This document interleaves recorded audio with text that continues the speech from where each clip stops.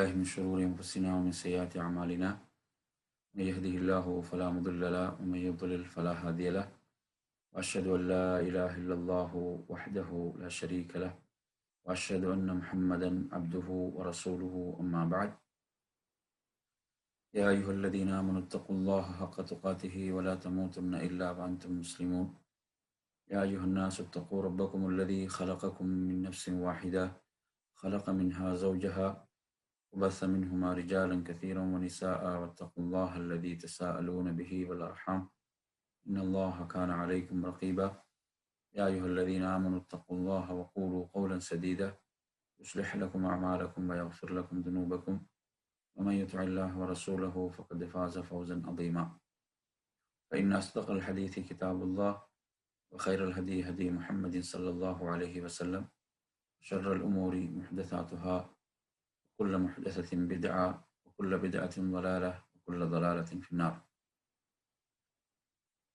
அன்பிற்குரிய அருமை சகோதரர்களே, தாய்மார்களே, சகோதரிகளே, அஸ்ஸலாமு அலைக்கும் வரஹ்மத்துல்லாஹி வபரகாத்துஹு. இன்றைய நமது வகுப்பின் ஊடாக நபி ஸல்லல்லாஹு அலைஹி வஸல்லம் அவர்களின் மருத்துவம் ஓர் அறிமுகம், அவர்கள் அதற்காக காட்டிய சில வழிமுறைகள், வழிகாட்டல்களைத்தான் நாம் இன்றைய இந்த உரையினூடாக பார்க்க போகின்றோம்.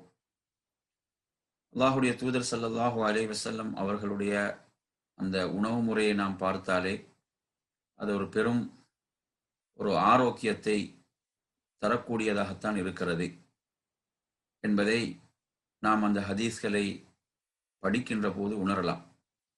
அல்லாஹுடைய தூதர் ஸல்லல்லாஹு அலைஹி வஸல்லம் அவர்கள் தண்ணீரை அருந்துகின்ற போது எப்படியான ஒரு வழிமுறையை மேற்கொள்வார்கள் என்பதை அனஸ் ரலியல்லாஹு அன்ஹு அவர்கள் சொல்கின்ற போது சொல்கிறார்கள், கான ரசூலுல்லாஹி ஸல்லல்லாஹு அலைஹி வஸல்லம் யதனஃபஸு ஃபிஷ் ஷராபி ஸலாஸன்.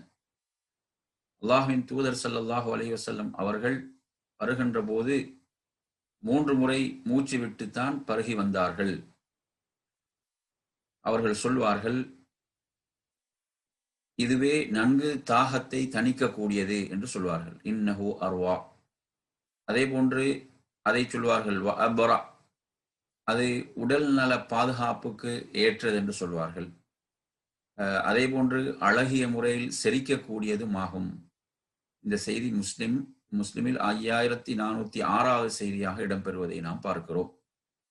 எனவே இவ்வாறு அல்லாஹுடைய தூதர் ஸல்லல்லாஹு அலைஹி வஸல்லம் அவர்கள் நாம் தண்ணீர் குடிக்கின்ற போது எப்படியாக நாம் அதை குடிக்க வேண்டும், பருக வேண்டும் என்பதற்கு ஒரு அற்புதமான வழிகாட்டலை இங்கு நமக்கு வழங்குகிறார்கள். உண்மையில் இன்று நாம் பார்க்கின்ற போது அதாவது மருத்துவம் எவ்வளவு முன்னேறிவிட்டாலும், இந்த வைத்தியத்துறை எவ்வளவுதான் முன்னேறிவிட்டாலும், அதாவது நாம் பார்க்கிறோம் மருத்துவர்கள், வைத்தியர்கள் உணவில் உள்ள அந்த கட்டுப்பாட்டை தான் அதிகம் கூறுவார்கள். எவ்வளவுதான் அவர்கள் மருந்துகளை தந்தாலும், எவ்வளவுதான் இந்த மருத்துவம் முன்னேறிவிட்டாலும், அந்த அவர்கள் வழங்கக்கூடிய அந்த மருந்துகள் மாத்திரம் என்ன செய்யாதே, சிகிச்சைக்கு போதியது அல்ல. மாறாக உணவில் மேற்கொள்ள வேண்டிய வழிமுறைகள் என்ற ஒரு பட்டியலையே தருவார்கள். இவ்வாறுதான் நீங்கள் உணவில் கையாள வேண்டும், உணவை நீங்கள் இவ்வாறு தான் அமைத்துக் கொள்ள வேண்டும் என்ற அடிப்படைகள். இந்த அடிப்படைகளை பொறுத்தவரையில் அல்லாஹுடைய தூதர் ஸல்லல்லாஹு அலைஹி வஸல்லம் அவர்களும் என்ன சொல்கிறார்கள் என்று சொன்னால், ஆதமுடைய மகன், அதாவது மனிதன் நிரப்புவதிலே மிக மோசமானது அவனது வயிறு தான் என்று சொல்லிவிட்டு சொல்கிறார்கள், ஒருவருடைய அந்த முதுகெலும்பு நேராக இருக்கக்கூடிய அளவுக்கு அவர் உணவை உட்கொண்டால் போதுமானது என்று சொல்லிவிட்டு சொல்றாங்க. அப்படி ஒருவர் உண்பதாக இருந்தால், அதாவது 3ல் 1 உணவாக இருக்கட்டும், 3ல் 1 தண்ணீருக்காக, 3ல் 1 மூச்சு விடுவதற்காக என்ற இந்த செய்தியை நாம் பார்க்கிறோம். அப்ப இந்த செய்தி திருமீதியில இடம்பெறக்கூடிய ஒரு செய்தி. உணவை பொறுத்தவரையில் உணவை ஒருவர் அளவோடு எடுத்தல் என்பது அதே ஒரு பெரும் ஆரோக்கியம். அந்த வழிகாட்டலை அல்லாஹுடைய தூதர் ஸல்லல்லாஹு அலைஹி வஸல்லம் அவர்கள் வழங்கினார்கள் என்பதை நாம் பார்க்கிறோம்.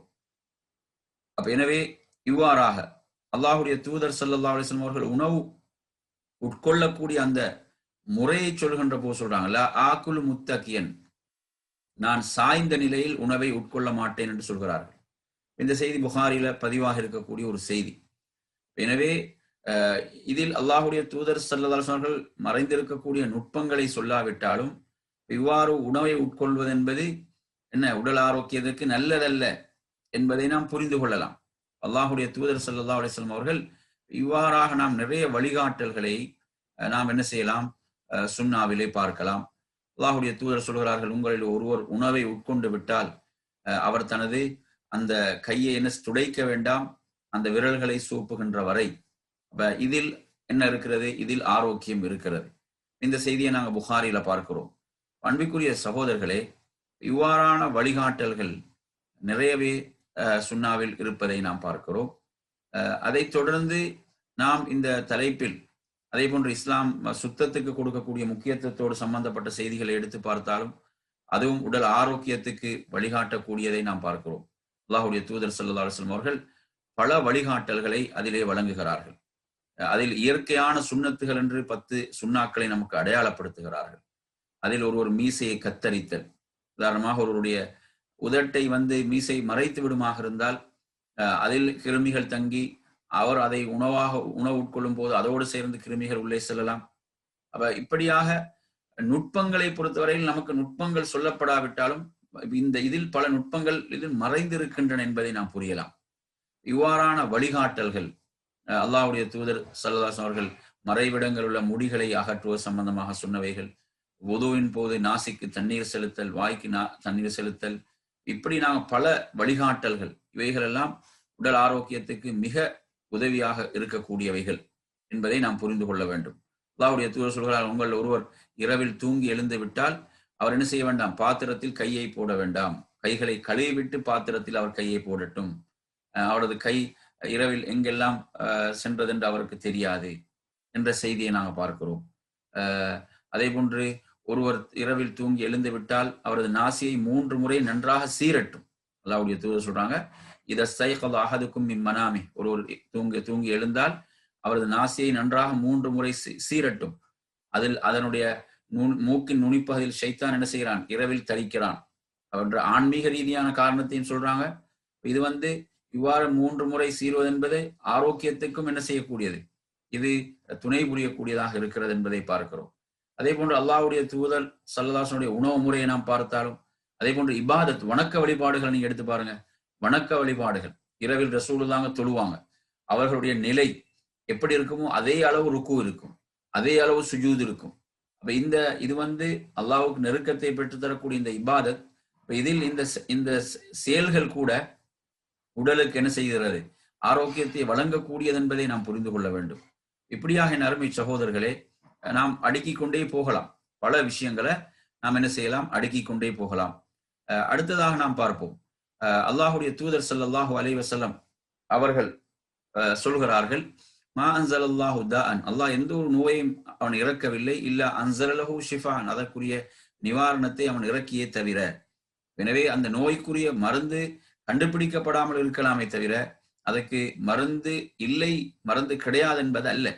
மாறாக என்ன செய்வார்கள், ஒரு நீண்ட கால ஆய்வுகளுக்கு பிறகு அதற்குரிய மருந்துகளை கண்டுபிடிப்பார்கள் என்பதை நாம் பார்க்கிறோம்.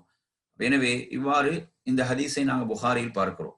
அல்லாஹு தஆலா என்ன செய்கிறான், ஒரு நோயை இறக்கினால் அதற்குரிய ஷிஃபாவை நிவாரணை அவன் இறக்காது இருப்பதில்லை என்பது ஹதீஸ். அதே போன்று அல்லாஹ்வுடைய தூதர் ஸல்லல்லாஹு அலைஹி சொல்கிறார்கள், ஒரு மருத்துவரை பொறுத்தவரையில், ஒரு மருத்துவர் என்பவர் அவர் ஒரு வாமின், ஒரு பொறுப்பாளராக இருக்கிறார். அதை பற்றி அவர் என்ன செய்யப்படுவார், அல்லாஹ்விடத்தில் கேட்கப்படுவார். எனவே ஒருவர் என்ன செய்யக்கூடாது, அதை பற்றி அறிவின்றி அதை செய்யக்கூடாது என்பதை நாம் இந்த செய்தி ஊடாக பார்க்கிறோம். இது நசாயில் இடம்பெறக்கூடிய ஒரு செய்தியாக இருக்கிறது. அதே போன்று அல்லாஹ்வுடைய தூதர் ஸல்லல்லாஹு அலைஹி சொல்கிறார்கள், லிகுல்லி தாஇன் தவா, ஒவ்வொரு நோய்க்கும் மருந்து இருக்கிறது.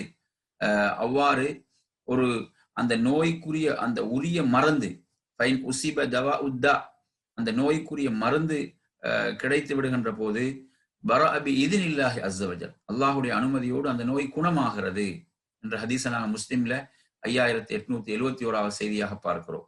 எனவே அந்த உரிய மருந்தை அந்த நோய் பெற்றுக்கொள்கின்ற போது அல்லாஹ்வுடைய அனுமதியோடு, அது முக்கியமானது, பரஅ பி இத்னில்லாஹி அஸ்ஸ வஜல், அல்லாஹுடைய அனுமதியோடு என்ன செய்துவிடும், குணம் கிடைத்துவிடும் என்று குறிப்பிடுகிறார்கள். ஜாபிர் ரலியல்லாஹு அறியக்கூடிய செய்தி, இது முஸ்லிம்ல இடம்பெறக்கூடிய ஒரு செய்தியாக இருந்து கொண்டிருக்கிறது. அதே போன்ற அருமை சகோதரன் குர்ஆன்ல பார்க்கும்போது அல்லாஹு தஆலா வத்தீன், அத்தீன் மீது சத்தியமாக என்று சொல்கிறான். வஸ்ஸைத்தூன், ஜெய்தூனின் மீது சத்தியமாக என்று சொல்கிறான். இவைகள் எல்லாம் என்ன செய்து உடலுக்கு ஆரோக்கியத்தை பெற்றுத்தரக்கூடிய உணவுகளாக இவைகள் இருந்து கொண்டிருக்கின்றன. அல்லாஹு தஆலா குர்ஆனில் ஜன்ஜபீல் என்ற, அதாவது கருஞ்சீரத்தை அல்லாஹு தஆலா ஜன்ஜபீல் சொல்லி இஞ்சியை சொல்கிறான். அதே போன்று கற்பூரத்தை சொல்கிறான். இது போன்ற இந்த இவைகள் எல்லாம் குர்ஆனில் அடையாளப்படுத்தப்படுவதை பார்க்கிறோம். அதே போன்று நாம் பார்க்கின்ற போது சூரத்துல் நஹலில் அல்லாஹு தஆலா சொல்லும் போது சொல்கிறான், தேனை பற்றி சொல்கின்ற போது ஃபீஹி ஷிஃபாஉல் லின்னாஸ், அதில் மனிதர்களுக்கு ஆரோக்கியம், ஷிஃபா இருக்கிறது, நிவாரணி, அதில் நிவாரணி இருக்கிறது என்று அல்லாஹு தஆலா சொல்கிறான். இன்ன ஃபீ ذلك لآية لقوم يتفكرون, சிந்திக்கக்கூடிய மக்களுக்கு இதில் படிப்பினை இருப்பதாக அல்லாஹ் குறிப்பிடுகிறான். எனவே அன்பிற்குரிய அருமை சகோதரர்களே, இவ்வாறாக அதே போன்று ஒரு நோய் என்று வரும்போது ஒரு மூமினுடைய பார்வை அந்த நோயை பற்றி எப்படி இருக்க வேண்டும் என்று சொன்னால், அதாவது அல்லாஹுவை நம்பிக்கை கொள்ளாத, மறுமையை நம்பிக்கை கொள்ளாத ஒருவனுடைய பார்வையை போன்று ஒரு மூமினுடைய பார்வை நோயுடைய விஷயத்தில் இருக்கக்கூடாது. ஒரு மூமினுடைய பார்வை ஒரு நோயுடைய விஷயத்தில் எப்படி இருக்க வேண்டும் என்றால், அல்லாஹுடைய தூதர் ஸல்லல்லாஹு அலைஹி வஸல்லம் சொல்கிறார்கள், ஒரு மூமினுக்கு எப்படியான ஒரு சோதனை ஏற்பட்டாலும், அது ஒரு நோயாக இருக்கலாம், வேறு கஷ்டங்களாக, கவலைகளாக, சிரமங்களாக, எதுவாக சகம் சொல்றாங்க, நோயாக இருந்தாலும் அது என்ன செய்துவிடும், அவனது பாவங்களுக்கு அது பரிகாரமாக இருக்கிறது, அவனது பாவங்களுக்கு அது பரிகாரமாக இருக்கிறது என்ற ஹதீஸை நாம் முஸ்லிமிலே பார்க்கிறோம். எனவே அந்த அடிப்படையில் ஒரு நோய் என்று வரும்போது அந்த நோய் தொடர்பான பார்வை, ஒரு மூமினுடைய பார்வை, இது எனது பாவங்களை மன்னிக்கக்கூடியதாக இருக்கிறது, அல்லாஹ்விடத்தில் எனது பாவங்கள் இதன் மூலம் மன்னிக்கப்படுகின்றன. அல்லாஹ்வுடைய தூதரிடம் பார்க்கிறோம், ஒரு உம்மு சாயிப் என்று சொல்லக்கூடிய அந்த பெண்மணி, அல்லாஹ்வுடைய தூதர் அந்த பெண்ணிடம் கேட்கிறாங்க, என்ன உங்களுக்கு என்ன என்று சொல்லி கேட்கும்போது அவர் சொல்றாங்க, எனக்கு காய்ச்சல் ஏற்பட்டிருக்கிறது, அல்லாஹ் இதற்கு பரக்கத் செய்யாமல் இருப்பானாக என்று சொல்லும் போது அல்லாஹ்வுடைய தூதர் சொல்றாங்க, அவ்வாறு நீங்கள் காய்ச்சலை திட்டாதீர்கள், அது என்ன செய்துவிடும், அது பாவங்களை போக்கக்கூடியதாக இருக்கிறது. எப்படி இரும்பில் உள்ள அந்த துரு என்பது அகற்றப்படுகிறதோ அது போன்றுதான் இந்த பாவங்களை போக்கக்கூடியதாக இது இருந்து கொண்டிருக்கிறது என்ற ஹதீஸை நாம் முஸ்லிமிலே பார்க்கிறோம். எனவே அன்பிற்குரியவர்களே, இப்படியாக ஒரு மூமினுடைய பார்வை இப்படித்தான் இருக்க வேண்டும். அவன் நோயை திட்டக்கூடியவனாக, அல்லாஹுடைய அருளில் நம்பிக்கை இழந்து விட்டவனாக அவன் மாறிவிடக் கூடாது. அது அவனது பாவங்களை மன்னிக்க கூடியது என்ற ஹதீஸ் நாங்கள் பல செய்திகளை இதிலே பார்க்கிறோம். அடுத்ததாக நாம் வருவோம், அல்லாஹுடைய தூதர் ஸல்லல்லாஹு அலைஹி வஸல்லம் அவர்கள் குறிப்பிட்ட அந்த மருத்துவ முறைகள். இந்த மருத்துவ முறைகளை பொறுத்தவரையில் ஒருவர் என்ன செய்யலாம், இந்த மருத்துவ முறைகளை பேணலாம் என்ற அடிப்படையில் அல்லாஹுடைய தூதர் காட்டி தந்தவைகள் நாங்கள் பார்க்கிறோம். புகாரி எடுத்தாலும் சரி, இமாம் இப்னுல் கைம் ரஹிமுல்லா அவர்களுக்கு அத்திபுன் நபவி என்று சொல்லி ஒரு தனியான நூலை இருக்கிறது, நபிகளாரின் மருத்துவ முறைகள் என்ற ஒரு நூலை இருக்கிறது. அதே போன்று நாங்கள் ஹதீஸ் கலந்தங்கள்ல கூட மருத்துவம் என்ற ஒரு தனித்தலைப்பிலே ஹதீஸ்களை கொண்டு வரக்கூடியதை நாம் பார்க்கிறோம். அந்த அடிப்படையில் இதில் நாம் அல்லாஹ்வுடைய தூதர் குறிப்பிட்ட சில செய்திகளை நாம் பார்ப்போம். அந்த அடிப்படையிலே புகாரில் 5681வது செய்தியாக இந்த செய்தி இடம்பெறுகிறது. இதில் அல்லாஹ்வுடைய தூதர் ஸல்லல்லாஹு அலைஹி வஸல்லம் குறிப்பிடுகிறார்கள், அஷ்ஷிஃபாஉ ஃபீ ஸலாஸா, மூன்றில் ஷிஃபா உள்ளது, மூன்றில் நிவாரணம் உண்டு என்று சொல்கிறார்கள். சொல்லிவிட்டு அதில் சொல்கிறார்கள், ஒன்று என்னென்றால் இரத்தம் அந்த வெளியேற்றும் அந்த கருவி, அதால் உடலில் கீறுவது, அதாவது அந்த ஹிஜாமா என்று சொல்லக்கூடிய முறை, இரத்தத்தை வெளியேற்றுதல். அதே போன்று அடுத்து சொல்கிறார்கள், அதாவது தேனை அருந்துவது, அவ் ஷர்பத்தி அசல், அல்லது என்ன செய்வது, தேனை அருந்துவது என்று அல்லாஹுடைய தூதர் குறிப்பிடுகிறார்கள். அதே போன்று அடுத்து சொல்கிறார்கள், நெருப்பால் சூடிட்டுக் கொள்வது என்று சொல்லிவிட்டு, இந்த நெருப்பால் சூடிட்டுக் கொள்வதை நான் என்ன செய்கிறேன், எனது சமுதாயத்துக்கு வேண்டாமல் நான் தடை விதிக்கிறேன் என்று சொல்கிறார்கள். இவ்வாறாக நெருப்பால் சூடிட்டுக் கொள்வது என்பது ஹராம் என்பது கடுமையான ஹராமாக தடுக்கப்படவில்லை என்ற ஏனைய ஆதாரங்களையும் வைத்து, எனவே இவ்வாறாக மருத்துவ முறைகள் ரசூலுல்லாஹ் இதில் சொல்கிறார்கள், அந்த ஹிஜாமா என்ற முறையை சொல்கிறார்கள். அந்த இரத்தம் குத்தி எடுத்தல், இரத்தத்தை அசுத்தமான இரத்தங்களை வெளியேற்றுதல். அதே போன்று தேனை ஷர்பத்தி அசல், தேனை அருந்துவதை அல்லாஹுடைய தூதர் சொல்கிறார்கள். அப்ப நெருப்பால் சூழிட்டுக் கொள்வதை சொல்கிறார்கள். என்பதை நாம் இந்த செய்தியிலே பார்க்கிறோம். அடுத்ததாக என் அருமை சகோதரர்களே, அல்லாஹுடைய தூதர் ஸல்லல்லாஹு அலைஹி வஸல்லம் அவர்களிடம் ஒரு மனிதர் வருகிறார். ஒரு மனிதர் வந்து சொல்கிறார், எனது சகோதரன் அவருக்கு வயிற்று வேதனையாக இருக்கிறது, வயிற்று வலியாக இருக்கிறது அப்படி என்று சொல்கிறார். அப்போது அல்லாஹுடைய தூதர் ஸல்லல்லாஹு அலைஹி வஸல்லம் சொல்கிறார்கள், அவருக்கு நீங்கள் தேனை அருந்த கொடுங்கள், இஸ்கிஹி அசலா, தேனை அவருக்கு அருந்த கொடுங்கள் என்று சொல்றான். அவர் என்ன செய்கிறார், அவர் வந்து மறுபடியும் வருகிறார், வந்து சொல்கிறார், தேனை அருந்த கொடுத்தேன், ஆனா என்ன செய்யவில்லை, குணமடையவில்லை. இப்படி 3 தடவை நடக்கிறது. அப்போது அல்லாஹ்வுடைய தூதர் சொல்கிறார்கள், அதாவது அல்லாஹ் உண்மை சொன்னான், உமது சகோதரனுடைய வயிறுதான் பொய் உரைக்கிறது. அல்லாஹ் உண்மையை சொன்னான், அது ஷிஃபா, அதில் என்ன இருக்கிறது, ஆரோக்கியம் இருக்கிறது. உமது சகோதரனுடைய வயிறுதான் பொய் உரைத்துக் கொண்டிருக்கிறது, மறுபடியும் தேனை கொடுங்கள் என்று சொன்னபோது அவருக்கு அதற்கு பிறகு அவருக்கு குணம் கிடைத்தது என்பதை நாம் பார்க்கிறோம். எனவே இந்த ஹதீஸ் நமக்கு பல முக்கியமான செய்திகளை சொல்கிறது. என்ன, அதாவது ஒரு நோய் என்று சொல்லும் போது அந்த நோய்க்குரிய நிவாரணத்தை மார்க்கம் சொல்லி இருக்கிறது என்றால் அதில் நிவாரணம் உள்ளது. அப்போ அதனுடைய அந்த நம்பிக்கை, உதாரணமாக நாங்க பார்க்கிறோமா இல்லையா, அதாவது மிக பெரும் ஒரு பங்கை ஆற்றக்கூடியதுதான் மருத்துவத்தில் அதில் வைக்கக்கூடிய அந்த நம்பிக்கை என்ற பகுதி. நாங்க பார்க்கிறோம் இந்த கொரோனாவுடைய காலத்துல கூட, அதாவது அதை ஒவ்வொருவரும் எதிர்கொள்ளக்கூடிய விதத்தில் அது இருக்கிறது. அவர்கள் அது தாக்கம் செலுத்துகிறது. ஒவ்வொருவரும் அதை எதிர்கொள்ளக்கூடிய விதம். உதாரணமாக நீங்க எடுத்தீங்கன்னு சொன்னா, அல்லாஹு தஆலா இந்த உடலில் வைத்திருக்கக்கூடிய ஒரு அற்புதமான ஒரு விஷயம்தான் அந்த நோய் எதிர்ப்பு சக்தி என்பது. அந்த நோய் எதிர்ப்பு சக்தி என்ற ஒன்றை அல்லாஹு தஆலா வைத்திருக்கிறான். சுப்ஹானல்லாஹ், அது அற்புதமாக என்ன செய்கிறது, அந்த நோய் கிருமிகளை அது எதிர்கொள்கிறது என்பதை நாம் பார்க்கிறோம். எனவே இந்த ஒரு ஈமானிய ஒரு வலிமை ஒருவருக்கு இருக்கின்ற போது, அந்த ஈமானிய வலிமையோடு அதை எதிர்கொள்ளும் போதும், அதே போன்று அல்லாஹ் சொல்லிவிட்டான், அல்லாஹ்வுடைய தூதர் இதை சொல்லி இருக்கிறார்கள் என்ற நம்பிக்கையோடு அந்த மருத்துவத்தை அவர் செய்கின்ற போதும் நிச்சயமாக அது அவர்கள் தாக்கம் செலுத்துவதும், அந்த நம்பிக்கை உரிய முறையில் இல்லாமல் அந்த சிகிச்சை முறையை செய்யக்கூடியவர்கள் தாக்கம் செலுத்துவதிலும் ஒரு பாரிய வேறுபாடு இருக்கிறது, ஒரு வித்தியாசம் இருக்கிறது. எனவே இந்த பகுதி என்பது மிக முக்கியமான ஒரு பகுதி நாங்க பார்க்கிறோம். எனவே அதாவது இன்று நாங்க பார்க்கும் கொரோனா போன்றவைகள் கூட இதில் பலர் கூடுதலான ஒரு தாக்கத்துக்கு உள்ளாகுவதற்கு காரணம் அவர்களுக்குள்ள இருக்கக்கூடிய அச்சம், பயம். அப்படி ஒன்று வந்து விட்டாலே அவர்கள் என்ன செய்கிறார்கள், ஒரு தங்களுக்குள்ளே ஒரு தோல்வி, ஒரு மனப்பான்மை அவர்களுக்கு ஏற்பட்டு விடுகிறது, தைரியத்தை இழந்து விடுகிறார்கள் என்ற நிலைகள் நாங்க பார்க்கிறோம்.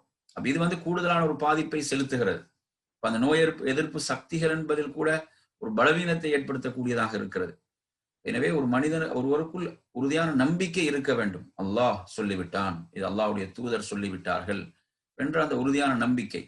அதே போன்று அடுத்து என்ன, நாங்கள் ஹதீஸ படித்தோம், என்ன, அந்த அதற்குரிய அந்த நிவாரணம், உரிய மருந்து அந்த நோய்க்கு கிடைத்து விடுகின்ற போது அல்லாஹ்வுடைய அனுமதியோடு தான் குணம் கிடைக்கும். அல்லாஹ்வுடைய அனுமதி, இவைகள் எல்லாம் காரணிகள் என்பதை நாம் மறந்துவிடக்கூடாது. குணமளிப்பவன் அல்லாஹ், அவன் தான் குணமளிப்பவன். இது மார்க்க நமக்கு சொல்லி தந்திருக்கக்கூடிய வழிமுறைகள். இந்த வழிமுறைகள் நாம் சிகிச்சையை பெற்றுக்கொள்ள வேண்டும், சிகிச்சை முறைகளை பெற்றுக்கொள்ள வேண்டும். குணமளிப்பவன் யார் தான், அல்லாஹ் தான் குணமளிப்பவன். அதே போன்று ஒவ்வொரு நோயும் குணமாகுவதற்கென்று ஒரு நேரம் இருக்கிறது. அந்த நேரத்தில் தான் அந்த நோய் குணமடையும்.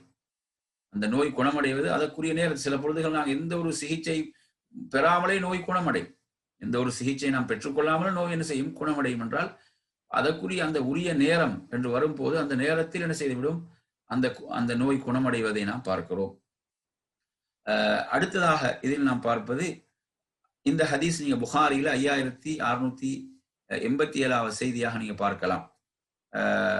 அதாவது அல் ஹப்பத்து சௌதா என்று சொல்லக்கூடிய இந்த கருஞ்சீரகம், இந்த கருஞ்சீரகத்தை பொறுத்தவரையில் இது தொடர்பாக வரக்கூடிய இந்த ஹதீஸை நாம் பார்ப்போமாக இருந்தால், அதாவது ஹாலித் இப்னு ஸஅத் என்று சொல்லக்கூடியவர் சொல்கிறார், நாம் வெளியாகி அப்படி நாம் செல்கின்ற போது,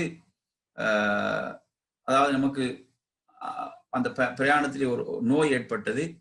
இப்ப நோய் ஏற்பட்ட சந்தர்ப்பத்தில் நமக்கு வந்து ஒருவர் வந்து சொன்ன ஒரு கருத்து என்னவென்று சொன்னால், நீங்கள் கருஞ்சீரகத்தை எடுத்துக்கொள்ளுங்கள், ஒற்றைப்படையாக 5ஆக 7ஆக இப்படி நீங்கள் அந்த கருஞ்சீரகத்தை நீங்கள் எடுத்து 6 வித்துக்களை நீங்கள் எடுத்து தூளாக்கி அதில் எண்ணெய் பிழிந்து அவரின் மூக்கில் அதனை செய்ய அதை சொட்டுகளை விடுங்கள் என்ற ஒரு வழிமுறையை சொல்கிறார்கள்.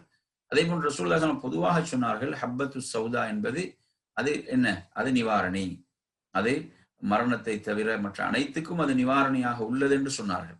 நிவாரணியாக உள்ளது என்று அல்லாஹுடைய தூதர் ஸல்லல்லாஹு அலைஹி வஸல்லம் சொன்னார்கள். இந்த ஹதீஸ் நாங்கள் புகாரில் 5687 செய்தியாக பார்க்கிறோம். எனவே இவைகள் எல்லாம் நமது வீடுகளில் இவைகள் இருக்க வேண்டும். இப்படி நமக்கு அல்லாஹ்வுடைய தூதர் சொல்லி தந்த இந்த பொருட்கள் நமது வீடுகளில் என்ன செய்ய வேண்டும், எப்போதும் இவைகள் இருக்க வேண்டும் என்று அல்லாஹ்வுடைய தூதர் நமக்கு கற்றுத்தந்த மருத்துவ முறைகளாக இவைகள் இருக்கின்றன என்பதை பார்க்கிறோம். 5688 செய்தியில் சொல்றான், ஹப்பத்தி சௌதா ஷிஃபாஉன் மின் குல்லி தா, இந்த கருஞ்சீரகத்தில் ஒவ்வொரு நோய்க்கும் நிவாரணம் உண்டு, இல்லஸ்ஸாம், மரணத்தை தவிர என்று சொல்கிறார்கள். இது புகாரியில் 5688 செய்தியாக இடம்பெறுவதை பார்க்கிறோம். எனவே இது அல்லாஹுடைய தூதர் ஸல்லல்லாஹு அலைஹி வஸல்லம் நமக்கு சொன்ன ஒரு மருத்துவ முறையாக இருக்கிறது. அதே போன்று நாம் பார்ப்போம், புகாரியில் 5445 செய்தியாக அல்லாஹுடைய தூதர் ஸல்லல்லாஹு அலைஹி வஸல்லம் சொல்கிறார்கள், மன் தஸப்பஹ குல்ல யௌமின் 7 தமராத்தின் அஜ்வா, ஒவ்வொரு நாள் காலையிலும் யார் அஜ்வா, அந்த பேரித்த பழம் 7 பேரித்த பழங்களை அவர் சாப்பிடுவாரோ, லம் யதுர்ருஹு ஃபீ தாலிகல் யௌமி சும்முன் வலா சிஹ்ருன், அந்த நாளில் அவருக்கு சூனியமோ நஞ்சு அவருக்கு பாதிக்காது, அவருக்கு பாதிப்பை ஏற்படுத்தாது என்று அல்லாஹுடைய தூதர் ஸல்லல்லாஹு அலைஹி வஸல்லம் அவர்கள் குறிப்பிடுகிறார்கள். இந்த செய்தி நாங்கள் புகாரில 5445 செய்தியாக பார்க்கிறோம். எனவே 7 பேரித்த பழங்கள், அதுவும் அஜ்வா என்பது அந்த மதீனாவிலே உற்பத்தியாகக்கூடிய ஒரு பேரித்த வகை, அந்த பேரித்த பழம், அதிலிருந்து 7 பேரித்த பழங்களை ஒருவர் என்ன செய்வது, காலையில் சாப்பிட்டு வருவது என்பது இதில் உள்ள என்ன செய்யும், இவ்வாறான பாதிப்புகள் இருந்து ஒருவர் தன்னை காத்து கொள்ள முடியும். நஞ்சு, அதே போன்று சூனியம், லம் யதுர்ருஹு ஃபீ தாலிகல் யௌம், அந்த நாளில் அவருக்கு நஞ்சோ சூனியமோ என்ன செய்யாது, பாதிக்காது என்று அல்லாஹ்வுடைய தூதர் ஸல்லல்லாஹு அலைஹி வஸல்லம் அவர்கள் குறிப்பிட்டார்கள் என்பதை நாம் பார்க்கிறோம். அதே போன்ற நறுமை சகோதரர்களே, அடுத்ததாக நாம் பார்ப்போம், அதாவது ஜம்சம் நீர். இந்த ஜம்சம் நீர் என்பதும் ஒரு நிவாரணியாக அது இருக்கிறது. ஜம்சம் நீரை பற்றி அல்லாஹ்வுடைய தூதர் ஸல்லல்லாஹு அலைஹி வஸல்லம் சொன்னார்கள், இன்னஹா முபாரக்கா என்று சொன்னார்கள், அது பாக்கியம் மிக்கது என்றார்கள். முஸ்லிம்ல இந்த செய்தி 6513 செய்தியாக இடம்பெறுகிறது. ஜம்சம் என்பது அது பாக்கியம் மிக்கது, அதே போன்று அது பசிக்கு உணவென்றும் ரசூலுல்லாஹ் சொன்னாங்க, இன்னஹா தஆமுன் துஉம் என்று சொன்னார்கள், அது பசிக்கு உணவென்றும் குறிப்பிட்டார்கள் என்பதை பார்க்கிறோம். அதே போன்று நாங்கள் பார்க்கிறோம், ரசூலுல்லாஹி ஸல்லல்லாஹு அலைஹி வஸல்லம் அந்த நெஞ்சு பிளக்கப்பட்ட அந்த ஹதீஸில் கூட அது ஜம்சம் நீரால் அது கழுவப்பட்டது, அது என்ன செய்யப்பட்டது, அது எனது நெஞ்சு பிளக்கப்பட்டு அது ஜம்சம் நீரால் அதை கழுவப்பட்டது, அதை ஜிப்ரீல் அலைஹிஸ்ஸலாம் கழுவினார்கள் என்ற செய்தியை பார்க்கிறோம். அதே போன்று மற்றும் ஒரு செய்தியில் அல்லாஹ்வுடைய தூதர் சொல்கிறார்கள், இந்த ஜம்சம் என்பது ஒரு பசிக்கு உணவாகும், அதே போன்று நோய்க்கு நிவாரணியாகும், வஷிஃபா சுக்கும் என்று சொல்கிறார்கள். இந்த செய்தி அத்தர்கீப் அத்தர்ஹீப்ல இடம்பெறக்கூடிய பஸாரிலும் இடம்பெறுகிறது. ஷேக் நாசிருத்தீன் அல்பானி ரஹிமஹுல்லாஹ் அவர்கள் இதை சஹீஹ் என்று இந்த செய்தியை குறிப்பிடுகிறார்கள். எனவே ஜம்சம் நீர் இது என்ன ஒரு ஷிஃபாவாக இருக்கிறது என்பதை இந்த செய்தி குறிப்பிடுகிறது. அடுத்த நறுமை சகோதரர்களே, நாம் வருவோம் புகாரில் 5686 செய்தி. புகாரில் 5686 செய்தியாக இடம்பெறக்கூடிய ஒரு செய்தி. இது எதை பற்றி சொல்கிறது என்றால், அனஸ் ரலியல்லாஹு அறிவிக்கக்கூடிய செய்தி, இந்த உரைனான்ற குலத்தை சேர்ந்த மக்கள் சிலர் என்ன செய்யறாங்க, இந்த மதீனாவின் தட்ப வெப்ப நிலைகளுக்கு அவங்களுக்கு அந்த நிலை அவங்களுக்கு ஒத்து வரவில்லை என்று கருதினார்கள். எனவே அவங்க என்ன செய்யறாங்க, அந்த நபி ஸல்லல்லாஹு அலைஹி வஸல்லம் அவர்கள் அந்த மக்களை அந்த தம் ஒட்டக அந்த மேய்ப்பாளரிடம் சென்று அந்த ஒட்டகங்களுடைய பாலையும் சிறுநீரையும் குடிக்கும்படி பணித்தார்கள். அதன்படி அவர்கள் என்ன செய்தார்கள், அந்த ஒட்டக மேய்ப்பாளரிடம் சென்று அந்த ஒட்டகங்களுடைய அந்த பாலையும் அவற்றின் சிறுநீரையும் குடித்தார்கள். அதன் மூலம் அவர்களுக்கு என்ன செய்தது, அவர்களுக்கு உடல் நலம் ஏற்பட்டது, அவர்கள் உடலில் ஆரோக்கியத்தை பெற்றார்கள் என்ற ஹதீஸ் புகாரில் 5686 செய்தி அனஸ் ரலியல்லாஹு அறிவிக்கிறார்கள். நாங்கள் இன்று பார்க்கிறோம், நிறைய என்ன செய்யறாங்க, இதை இன்று நிறைய பேர் இதை தங்களுடைய பல நோய்களுக்கு இதை பயன்படுத்தக்கூடிய நிலைகளை நாங்கள் பார்க்கிறோம். இந்த ஒட்டகத்தினுடைய இந்த பாலையும் சிறுநீரையும் குடிக்கும்படி அல்லாஹ்வுடைய தூதர் பணித்தார்கள், அதன் மூலம் அவர்கள் சிகிச்சை பெற்றார்கள் என்ற செய்தியை நாங்கள் பார்க்கிறோம். இது அப்ப இது வந்து என்ன, வஹையின் மூலம் அல்லாஹ்வுடைய தூதர் காட்டக்கூடிய வழிகாட்டல்கள் என்பதை நாம் புரிந்து கொள்ள வேண்டும். இந்த அப்ப எனவே இது ஒரு வழிகாட்டல் முறை. அடுத்ததாக நாங்கள் வருவோம். அல்லாஹ்வுடைய தூதர் ஸல்லல்லாஹு அலைஹி வஸல்லம் அவர்கள் காட்டிய இந்த வழிமுறைகள்ல இந்த ஹதீஸை நீங்க புகாரில் 5417வது செய்தியாக பார்க்கலாம். ஆயிஷா ரலியல்லாஹு அன்ஹா அறிவிக்கிறார்கள், அல்லாஹ்வுடைய தூதர் ஸல்லல்லாஹு அலைஹி வஸல்லம் அவர்களுடைய காட்டிய அந்த வழிமுறைகள்ல அவங்க சொல்றாங்க, நபி ஸல்லல்லாஹு அலைஹி வஸல்லம் துணைவியார் ஆயிஷா அவங்க சொல்றாங்க, குடும்பத்தார்ல யாரேனும் இறந்து விட்டார், அதற்காக பெண்கள் கூடி பிறகு என்ன செய்வாங்க, அவர்களின் குடும்பத்தாரும் அந்த நெருங்கிய உறவினர்களும் தவிர மற்ற பெண்கள் அனைவரும் அவங்க என்ன செய்வாங்க, கலைந்து சென்று விடுவார்கள். அப்போது பாத்திரத்தில் தல்பீனா என்னும் அந்த பால் பாயாசம் தயாரிக்கும்படி ஆயிஷா ரலியல்லாஹு அன்ஹா கூறுவார்கள். அவ்வாறே அது தயாரிக்கப்படும். பிறகு அந்த சரீத் என்று சொல்லக்கூடிய அந்த தக்கடி என்பது தயாரிக்கப்படும். அதில் அந்த தல்பீனா என்பது ஊற்றப்பட்ட பிறகு அங்குள்ள பெண்களிடம் ஆயிஷா அவர்கள் இதை சாப்பிடுங்கள், எனவே தல்பீனா என்னும் பாயாசம் இது நோயாளின் மனதிற்கு ஆறுதல் அளிக்கும், கவலைகளில் சிலவற்றை போக்கும் என்று இறை தூதர் ஸல்லல்லாஹு அலைஹி வஸல்லம் கூற கேட்டுள்ளேன் என்று சொல்வார்கள்.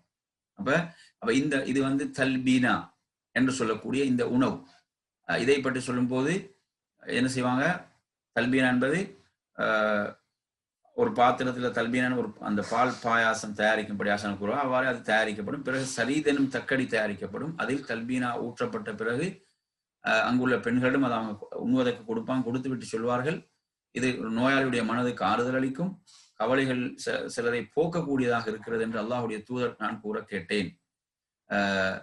அப்ப இதுல வந்து நீங்க எடுத்து பாத்தீங்கன்னு சொன்னா, அப்ப இதில் வந்து தண்ணீர், அதே போன்ற அந்த கோதுமை போன்றவைகள் இதுல கலந்து, அதே மாதிரி தேன் இதுல கலந்து, இவ்வாறு பால் இவ்வாறு பாலும் தண்ணீர் இவைகள் கலந்து செய்யப்படக்கூடிய ஒரு உணவாக இந்த உணவு என்ன செய்கிறது இருக்கிறது என்பதை நாம் பார்க்கிறோம். அடுத்ததாக என் அருமை சகோதரர்களே, அல்லாஹ்வுடைய தூதர் ஸல்லல்லாஹு அலைஹி வஸல்லம் காட்டிய அந்த மருத்துவ முறைகள்ல அடுத்து நாம் ஒரு செய்தியை பார்ப்போம். இது புகாரில 5692வது செய்தி. இதில் அல்லாஹ்வுடைய தூதர் சொல்றார்கள், இதில் வந்து சொல்றாங்க வந்து ஊதுல் ஹிந்த் என்று சொல்றாங்க. ஊதுல் ஹிந்த் என்று சொன்னா, இந்திய அந்த கோஷ்ட குச்சியை அவசியம் பயன்படுத்துங்கள், ஏனெனில் அதில் வந்து 7 நிவாரணங்கள் உள்ளன என்று சொல்றாங்க. 7 நிவாரணங்கள் அதில் உள்ளன. அடிநாடிக்கு வந்து அடிநாக்கு அலர்ச்சிக்காக அதை தூளாக்கி எண்ணெயில் குழைத்து மூக்கில் சொட்டு மருந்தாக இடப்படும். அதே போன்று மார்பு தசைவாதத்தால் ஏற்படும் அந்த விலாவளிக்காக அதை வாயின் ஒரு பக்கத்தில் சொட்டு மருந்தாக கொடுக்கப்படும் என்ற இந்த செய்தி வருகிறது. இது புகாரில 5692வது செய்தியாக வருகிறது. இதில் ரசூலுல்லாஹ் சொல்றாங்க என்ன, ஊதுல் ஹிந்த் என்று சொல்கிறார்கள். அந்த ஊதுல் ஹிந்த் என்று குறிப்பிடுகிறார்கள். அது வந்து என்ன செய்யுங்க, இதை நீங்க பயன்படுத்துவது என்பது அதில் 7 நிவாரணங்கள், சபஅத்து அஷ்ஃபியா 7 நிவாரணங்கள் உள்ளன என்று குறிப்பிடுகிறார்கள். அதே போன்று அல்லாஹ்வுடைய தூதர் ஸல்லல்லாஹு அலைஹி வஸல்லம் காட்டி தந்த இந்த மருத்துவ முறைகள்ல அடுத்து நாங்க பார்ப்போம் ஹிஜாமா என்று சொல்லக்கூடிய முறை. ஹிஜாமா என்று சொல்லக்கூடிய அந்த மருத்துவ முறையை நாம் எடுத்து பார்க்குமாக இருந்தால், இது புகாரில் 5701வது செய்தி. இதுக்கு முன்னால் நான் ஒரு செய்தியை படித்தோம். அல்லாஹ்வுடைய தூதர் ஸல்லல்லாஹு அலைஹி வஸல்லம் அவர்கள் அவங்கள வந்து ஒரு தலைவலி அவங்களுக்கு ஏற்பட்டது. அப்ப தலைவலியின் காரணத்தால் ரசூலுல்லாஹ் என்ன செய்யறாங்க, அந்த ஹிஜாமா செய்தார்கள், அந்த இரத்தம் குத்தி எடுத்துக்கொண்டார்கள். அப்போது ரசூலுல்லாஹ் இஹ்ராமோடு இருந்தாங்க. அப்போது அல்லாஹ்வுடைய தூதர் இஹ்ராமோடு இருந்தார்கள். அப்ப அந்த தலையில் ஏற்பட்ட வேதனைக்காக அல்லாஹ்வுடைய தூதர் என்ன செய்தாங்க, இரத்தம் குத்தி எடுத்தார்கள் என்ற முறை. அப்ப இதெல்லாம் என்ன செய்து, அல்லாஹ்வுடைய தூதர் ஸல்லல்லாஹு அலைஹி வஸல்லம் அவர்கள் அல்லாஹ் மீது எவ்வளவு நம்பிக்கையை வைத்திருந்தாங்க, ஈமான்ல முதன்மையானவர்கள். இவ்வாறான மருத்துவ முறைகளையும் மேற்கொண்டார்கள். இது என்ன, இது மார்க்கம் அனுமதித்தது, மார்க்கம் அனுமதித்த முறைகள்ல இவ்வாறு மேற்கொண்டார்கள் என்ற செய்தியை நாங்கள் இதில் என்ன செய்கிறோம், இதில் பார்க்கிறோம். அதே போன்று நாம் இதில் கவனிக்க வேண்டிய மற்றொரு விஷயம்தான், ஹிஜாமா பொறுத்தவரையில ஷேக் சாலிஹ் அல் உஸைமீன் ரஹிமஹுல்லாஹ் அவர்கள் சொல்கிறார்கள், இது ஒரு சுன்னாவல்ல, இது ஒரு மருத்துவ முறை. அப்ப இதன்பால் வந்து ஒருவர் தேவையுடையவராக ஆகும் போது அவர் ஹிஜாமா செய்து கொள்வார். அதுக்கு அவருக்கு தேவை இல்லை என்று கருதக்கூடியவங்க செய்ய மாட்டார்கள் என்று இமாம் ஷேக் சாலி அல் உசைமின் ரஹிமுல்லா அவர்கள் என்ன செய்கிறார்கள் குறிப்பிடுவதை நாம் பார்க்கிறோம். எனவே இந்த மருத்துவ முறைகள் யார் தேவையுடையவர்களாக கருதுவார்களோ அவர்கள் இதை என்ன செய்யலாம், செய்து கொள்ளலாம் என்பதை அவர்கள் குறிப்பிடுகிறார்கள். அதே போன்று இதில் நாம் அடுத்து நாங்கள் பார்ப்போம், இந்த மூக்கில் சொட்டு மருந்திடுதல் என்பது சம்பந்தமாக வரக்கூடிய செய்தியில புகாரில் 5691 செய்தியாக வருகிறது. நபி ஸல்லல்லாஹு அலைஹி வஸல்லம் அவர்கள் என்ன செய்தார்கள், இரத்தம் குத்தி எடுத்தார்கள். அதே போன்று அவ்வாறு இரத்தம் குத்தி எடுத்தவருக்கு அல்லாஹுடைய தூதர் ஸல்லல்லாஹு அலைஹி வஸல்லம் செய்கிறார்கள், ஊதியத்தை கொடுத்தார்கள். மேலும் அவங்க என்ன செய்வாங்க, தன் மூக்கில் சொட்டு மருந்து இட்டுக் கொள்வார்கள். அவங்க சொட்டு மருந்தும் இட்டுக் கொண்டாங்கன்னு ஒரு ஹதீஸ்ல வருது. சொல்லுவாங்க, அவ்வாறு என்ன செய்வாங்க, சொட்டு மருந்து இட்டுக் கொள்வார்கள். இரத்தம் குத்தி எடுப்பவரை பொறுத்தவரையில அவர் அவர் அவர் அந்த ஊதியத்தை அதை ஒரு தொழிலாக செய்யாவிட்டும் செய்யக்கூடியவங்க விரும்பி அதற்கு என்ன செய்யணும், அதற்குரிய கூலியை வழங்க வேண்டும். அப்படி வழங்கலாம் என்பதற்குரிய வழிகாட்டலை இந்த செய்தியில் நாம் பார்க்கிறோம். அடுத்து அல்லாஹுடைய தூதர் ஸல்லல்லாஹு அலைஹி வஸல்லம் அந்த மருத்துவ முறைகள்ல நாங்க பார்ப்போம். அல் ஹும்மா என்றால் காய்ச்சல். காய்ச்சலை பற்றி வரக்கூடிய செய்தியில் புகாரில 3264 செய்தி அப்துல்லாஹ் இப்னு உமர் ரலியல்லாஹு அன்ஹு அறிவிக்கிறார்கள், அல்லாஹ்வுடைய தூதர் ஸல்லல்லாஹு அலைஹி வஸல்லம் கூறினார்கள், அல் ஹும்மா மின் ஃபைஹி ஜஹன்னம், காய்ச்சல் நரகத்தின் வெப்ப காற்றினால் உண்டாகிறது. ஃபஅப்ரிதுஹா பில்மா, எனவே அதை நீங்கள் தண்ணீரால் தணியுங்கள், தண்ணீரால் அதை தணியுங்கள் என்று அல்லாஹ்வுடைய தூதர் ஸல்லல்லாஹு அலைஹி வஸல்லம் அவர்கள் குறிப்பிட்டார்கள் என்பதை நாங்கள் பார்க்கிறோம். எனவே இந்த அடிப்படையில் காய்ச்சல் ஒருவருக்கு ஏற்பட்டால் என்ன செய்வது, தண்ணீரின் மூலம் அந்த வெப்பத்தை தணிப்பதற்குரிய வழிகாட்டலை நமக்கு இந்த ஹதீஸ் நமக்கு வழங்குவதை நாம் பார்க்கிறோம். அடுத்ததாக அன்பிற்குரியவர்களே, நாம் இதில் பார்ப்போம் அத்தாவும் என்று சொல்லக்கூடிய இந்த கொள்ளை நோய், இந்த பிளேக் என்று சொல்லக்கூடிய நோய். இந்த நோயை பொறுத்தவரையில் இதை பற்றி வரக்கூடிய ஹதீஸ்கள்ல புகாரில 5728 செய்தி, இதா சமிஅதும் பித்தாஊன் பிஅர்தின் ஃபலா ததுகுலூஹா வைதா வகஅ பிஅர்தின் ஃபஅன்தும் பிஹா ஃபலா தஹ்ருஜூ மின்ஹா. அதாவது தாவூன் ஒரு பூமியில் அந்த நோய் கொள்ளை நோய் பரவிவிட்டது என்று நீங்கள் கேள்விப்பட்டால் நீங்கள் அந்த பகுதிக்குள் நீங்கள் நுழைய வேண்டாம், நுழையாதீர்கள் என்று சொல்கிறார்கள். அதே போன்று நீங்கள் ஒரு இடத்தில் ஒரு பகுதியில் இருக்கின்ற போது அந்த நோய் ஏற்பட்டு விட்டால் நீங்கள் அந்த இடத்தை விட்டு என்ன செய்யாதீங்க, நீங்கள் வெளியேறாதீர்கள் என்றும் அல்லாஹுடைய தூதர் ஸல்லல்லாஹு அலைஹி வஸல்லம் அவர்கள் குறிப்பிட்டார்கள் என்பதை நாம் பார்க்கிறோம். எனவே இது இன்று கூட என்ன செய்தாங்க, ஒரு பெரும் தீர்வாக இன்று இது மேற்கொள்ளப்படுவதை நாம் பார்க்கிறோம். அதே போன்று மற்றும் ஒரு செய்தியில் வருகிறது இந்த தாவூனை பற்றி அல்லாஹ்வுடைய தூதர் சொல்லும் போது, அத்தாஊன் ரிஜ்ஸுன் அவ் அதாபுன் உர்சில அலா பனி இஸ்ராயில் அவ் அலா மன் கான கப்லகும். இந்த தாவூன் என்ற இந்த கொள்ளை நோய் என்பது இது ஒரு வேதனையாகும், அல்லாஹ்வுடைய ஒரு வேதனை. இது பனு இஸ்ரவேலர்களுக்கு அனுப்பப்பட்டது அல்லது உங்களுக்கு முன் வாழ்ந்தவர்களுக்கு இது அனுப்பப்பட்டது என்று சொல்றாங்க. சொல்லிவிட்டு சொல்றாங்க, ஃபைதா சமிஅதும் பி அர்தின் ஃபலா தக்தமு அலைஹ், இது ஒரு பூமி ஒரு பகுதியில் இந்த நோய் பரவிவிட்டது என்றால் நீங்க அங்கு செல்லாதீர்கள். அதே போன்று நீங்கள் இருக்கக்கூடிய பகுதியில் அந்த நோய் ஏற்பட்டு விட்டால் அதிலிருந்து விரண்டோடும் எண்ணத்தில் அந்த பகுதியை விட்டு நீங்கள் வெளியேறாதீர்கள் என்று குறிப்பிட்டார்கள் என்ற செய்தி. இது முஸ்லிம்ல 5093 செய்தியாக இந்த செய்தி இடம்பெறுவதை பார்க்கிறோம். அதே போன்று மற்றும் ஒரு செய்தியை நாம் பார்ப்போம். இந்த செய்தியை பொறுத்தவரையில் இது இடம்பெறுவது புகாரில 3474 செய்தியாக இடம்பெறுகிறது. ஆயிஷா ரலியல்லாஹு அன்ஹா அவர்கள் அல்லாஹ்வுடைய தூதரிடம் கேட்கிறாங்க, இந்த தாவூனை பற்றி கேட்கின்ற போது சொல்றாங்க, இது அல்லாஹு தஆலா அனுப்பக்கூடிய ஒரு தண்டனை, வேதனை. அவன் நாடியவர்களுக்கு இதை ஒரு வேதனையாக ஆக்குகிறான், ஒரு தண்டனையாக இதை அனுப்புகிறான். அதே போன்று அல்லாஹு தஆலா இதை மூமின்களுக்கு அல்லாஹ் ரஹ்மத்தாக ஆக்கி இருக்கிறான். அன்னல்லாஹ ஜஅலஹு ரஹ்மத்தல் லில் முஃமினீன், மூமின்களுக்கு அல்லாஹ் இதை ரஹ்மத்தாக ஆக்கி இருக்கிறான். எனவே லைஸ மின் அஹதின் யகஉ தாஊன், தாவூன் இந்த பிளேக் நோய் ஒரு பகுதியில ஏற்பட்டு விட்டால் ஒருவர் அங்கு என்ன செய்கிறார், ஃபயம்குஸு ஃபீ பலதிஹி சாபிரன் முஹ்தசிபன், அந்த ஊர்ல பொறுமையோடு அல்லாஹ்விடத்துல கூலியை எதிர்பார்த்து ஒருவர் இருப்பாராக இருந்தால் அவருக்கு அந்த நோயினால் என்ன செய்யப்படுகிறது, அல்லாஹ் எழுதியதை தவிர வேறு எதுவும் நடக்காது. அல்லாஹ் எழுதியதுதான் அவருக்கு, அல்லாஹ் விதித்ததுதான் நடக்கும். அப்படி அவர் மரணிப்பாராக இருந்தால் அவர் வந்து ஷஹீதுடைய நன்மை. அவர் என்ன என்ன உறுதியான நம்பிக்கையில் இருக்கிறார்? அல்லாஹ் எனக்கு எழுதியதை தவிர வேறு எதுவும் எனக்கு நடக்காது, அல்லாஹ் விதித்ததுதான் நடக்கும் என்ற அந்த நம்பிக்கையோடு பொறுமையோடு அவர் அல்லாஹ்விடத்தில் கூலி எதிர்பார்த்தவராக அங்கு இருக்கிறார். இந்த நிலையில் அவருக்கு மௌத் ஏற்பட்டால் அவருக்கு ஷஹீதுடைய கூலி இருக்கிறது. இப்ப ஷஹீதுடைய கூலிக்கு முன்னால் எவ்வளவு விஷயம் சொல்லப்படுதுன்னு பாருங்க. ஷஹீதுடைய அந்தஸ்து அவருக்கு எப்ப கிடைக்கும் என்றால், அவர் அந்த பகுதியில் பொறுமையோடு அல்லாஹ்விடத்தில் கூலி எதிர்பார்த்தவராக, அடுத்து என்ன, அல்லாஹ் நாடியதை தவிர, அல்லாஹ் விதித்ததை தவிர வேற எதுவும் நடக்காது என்ற அந்த உறுதியான நம்பிக்கையோடு அவர் இருக்கிறார். அப்படி இருக்கின்ற ஒரு சூழல் அவருக்கு அவர் மரணிக்கிறார் என்றால் அவருக்கு ஷஹீதுடைய அந்தஸ்து இருக்கிறது என்று அல்லாஹுடைய தூதர் ஸல்லல்லாஹு அலைஹி வஸல்லம் குறிப்பிட்டார்கள். இந்த செய்தி புகாரில் நீங்க 3474வது செய்தியாக நீங்கள் பார்க்கலாம். அடுத்த நறுமை சகோதரர்களே, நாம் இதில் பார்ப்போம், அதாவது தொற்று நோய் சம்பந்தமாக அல்லாஹ்வுடைய தூதர் தொற்று நோய் கிடையாது என்று சொல்றாங்க. அதே போன்று இந்த கொள்ளை நோய் பரவிவிட்டால் அந்த பகுதிக்கு நீங்கள் செல்லாதீர்கள், அங்குள்ளவங்க வெளியேறாதீங்கன்னு சொல்றாங்க.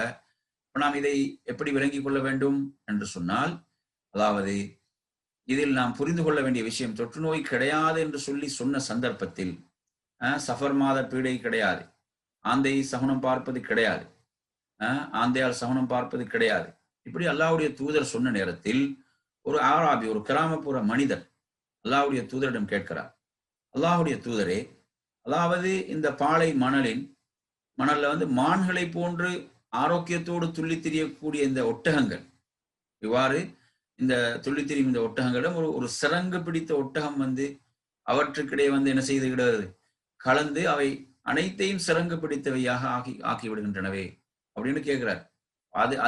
அதன் நிலை என்ன? அது தொற்று நோய் இல்லையா? அல்லாஹ்வுடைய தூதர் ஸல்லல்லாஹு அலைஹி அவர்கள் அப்படி என்றால் முதலில் சிறங்கு பிடித்த ஒட்டகத்துக்கு அந்த நோயை தொற்றச் செய்தது யார் என்று கேட்டார்கள்.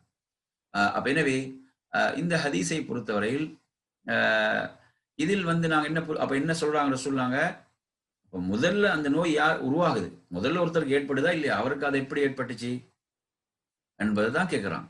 அப்ப இந்த இடத்துல நாங்க என்ன புரிந்து கொள்ள வேணும், அப்ப நோயை கொடுக்கக்கூடியவன் அல்லாஹ், அவன் தான் நோயை இறக்குகிறான்.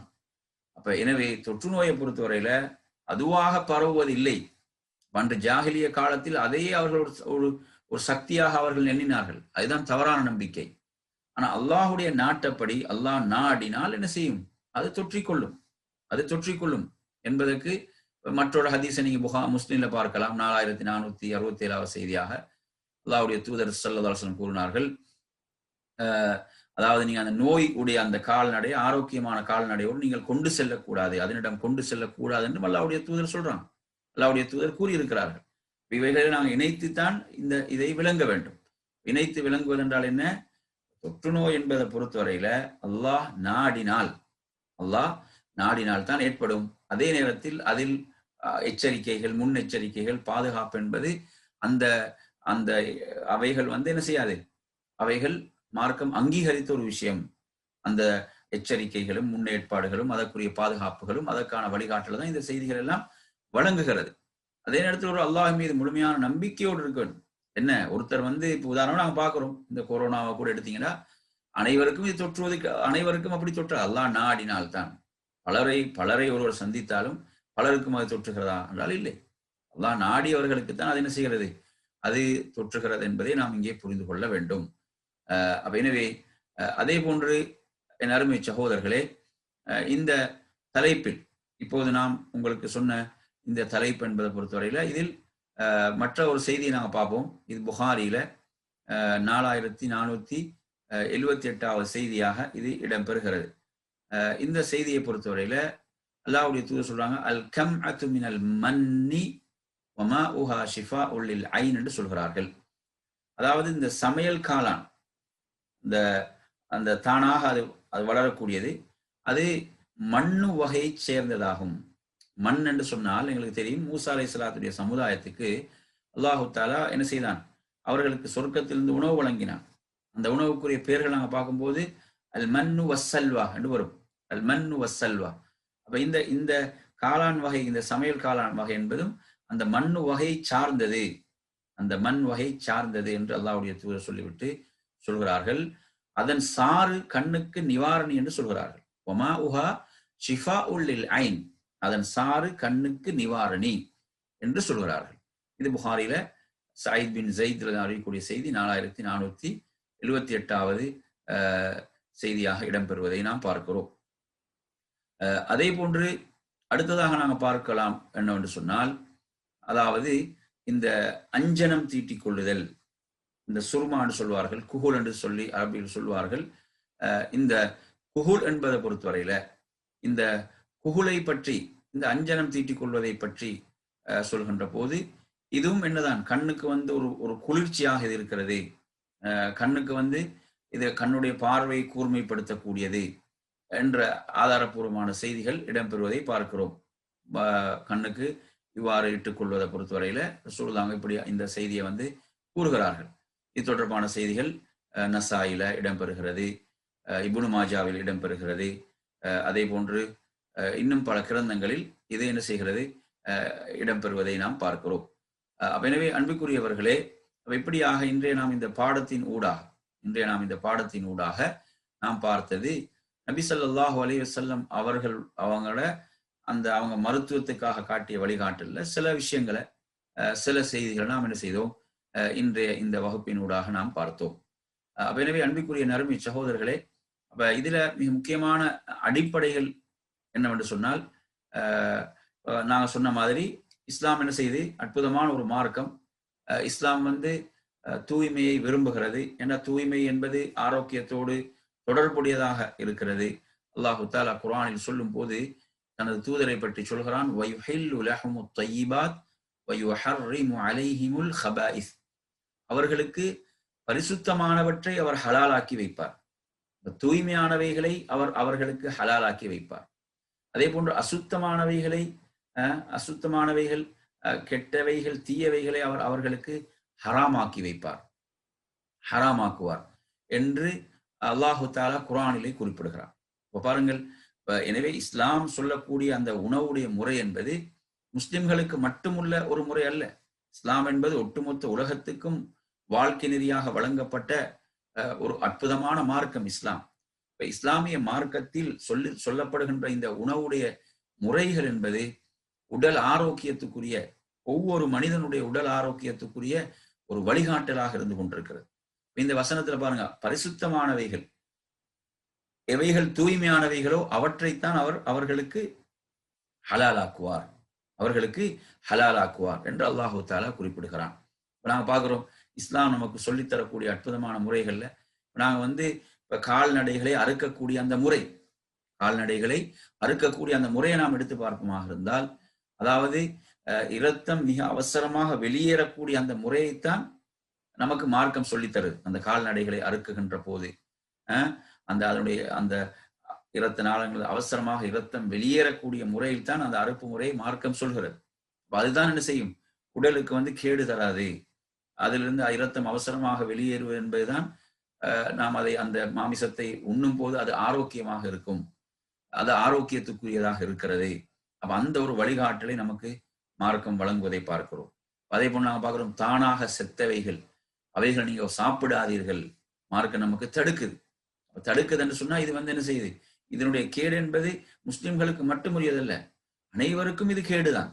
இப்ப இவ்வாறு தானாக இறந்தவைகளை சாப்பிடுவது என்பது அனைவருடைய உடலுக்கும் என்னதான், ஆரோக்கியத்துக்கும் கேடுதான்.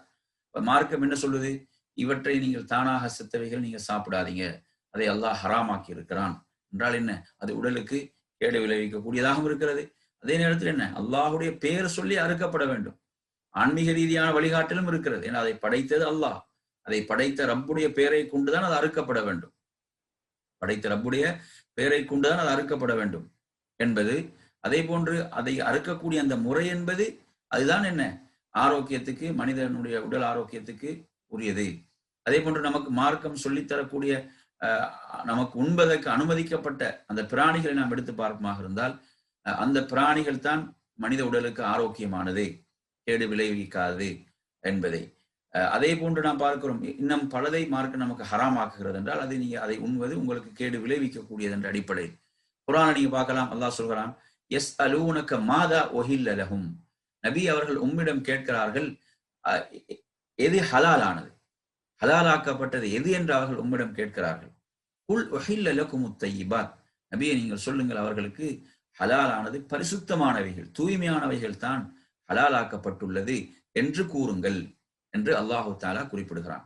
எனவே அன்பிற்குரிய நறுமை சகோதரர்களே, அந்த அடிப்படையில தூய்மையானவைகள், ஏன் இது மார்க்கம் இவ்வளவு கவனம் செலுத்துது? வெறுமனை மறுமைக்குரிய வழிகாட்டல் மட்டுமா இங்க இருக்கிறது? உலகியல் ரீதியாக நமது உடல் ஆரோக்கியத்துக்குரிய அற்புதமான வழிகாட்டலை நமக்கு மார்க்கம் வழங்கி இருப்பதை பார்க்கிறோம். உணவை கூட, உணவு நாங்க அளவோடு எடுக்க வேண்டும்.